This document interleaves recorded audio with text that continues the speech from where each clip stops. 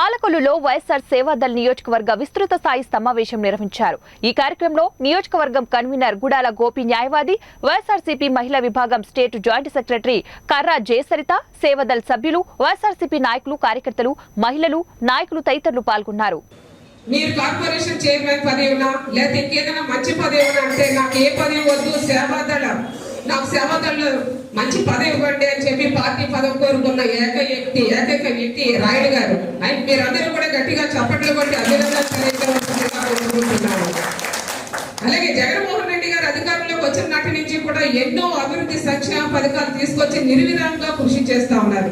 అందులో భాగంగానే విద్యా రంగాన్ని కానీ మనం తీసుకుంటే చాలా మంది జగన్మోహన్ రెడ్డి గారిని అడిగారంట, మీరు విద్య మీద ఎందుకు ఇంత ఖర్చు పెట్టి చిన్నపిల్లలకి ఇస్తున్నారు అని అంటే, పెద్దవాళ్ళకి ఇవ్వచ్చు కదా, మన ఓట్ల రూపంలో ఓట్లు వస్తాయి కదా అని అంటే, వాళ్ళ ఉజ్వల భవిష్యత్తు నాకు అవసరం కాబట్టి వాళ్ళు బాగుంటే కనుక కుటుంబం ఆర్థికంగా పైకి వెళ్తుంది అనే ఉద్దేశంతోనే నేను వాళ్ళకి ఈ విద్యా దీవెన, అమ్మఒడి, ఫీజు రియంబర్స్మెంట్ తీసుకొచ్చారని చెప్పారంట. అంత గొప్ప వ్యక్తి కాబట్టి ఈ రోజు ఆటో వాళ్ళ కొడుకు ఏం చేస్తున్నాడు, ఆటోమొబైల్ ఇంజనీర్ అవుతున్నాడు.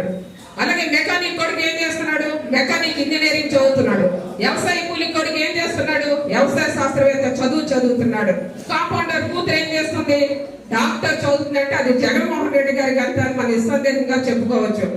మరి ఒకడు పెట్టేవాడైతే ఒకడు కొట్టేవాడంట. చంద్రబాబు నాయుడు కొడితే మన జగన్మోహన్ రెడ్డి గారు పెట్టేవారని మనందరికీ తెలిసిన విషయం. కాబట్టి 31 లక్షల ఇల్లు ఇస్తున్నారంటే ఎప్పుడైనా చంద్రబాబు నాయుడు గారు 30 సెకండ్లైనా మహిళలకు ఇల్లు ఇవ్వాలని ఆలోచన చేశారంటే లేదనే చెప్పాలి.